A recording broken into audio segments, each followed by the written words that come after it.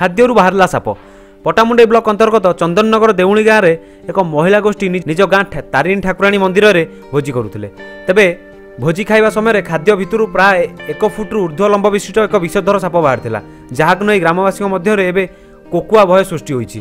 एही खाद्य को गाँवर छोटू बड़ पर्यंत अनेक लोक खाई साप को नहीं मनरे भय सृष्टि हेबारु प्रसाद सेवन कर 50 रु अधिक लोके पटामुंडई डाक्तखाना चिकित्सा भर्ती होइछन्ति।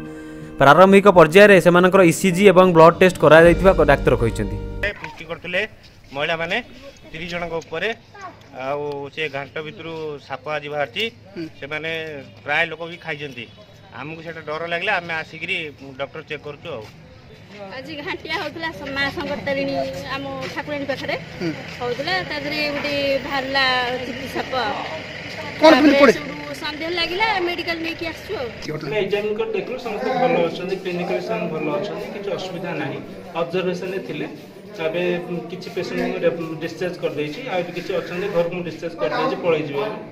तेबे आजिर भिडियोटी आपको किपरि लागिला आपनको मतामत कमेंट माध्यम दिंतु। जदि भिडियोटी आपको भल लगी तेबे लाइक करंतु, वीडियो को शेयर करंतु और चैनल को सब्सक्राइब करंतु।